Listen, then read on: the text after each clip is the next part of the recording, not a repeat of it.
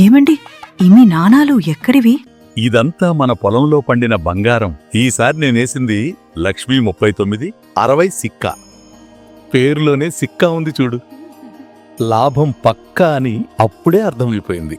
అంటే అంత బాగా పండిందా? గింజలు బరువు లేకపోతే తూకం రాదు కదా మరి. అక్కడే ఉంది అసలు కిటుకు. దీని ఒలిపిడి శాతం 86% వరకు ఉంటుంది.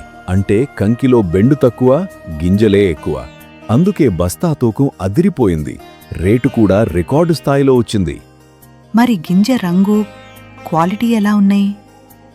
భలేదానివే. దీని గింజ ముదురు నారింజ రంగులో మెరిసిపోతుంటుంది. బద్ద ఆకృతి పోలిన గింజలు, కండె చివరి వరకు నిండినటువంటి గింజలు. బాగుంది. కానీ ఇప్పుడు రబీ అయిపోయింది కదా, ఖరీఫ్కి కూడా ఇది సెట్ అవుతుందా?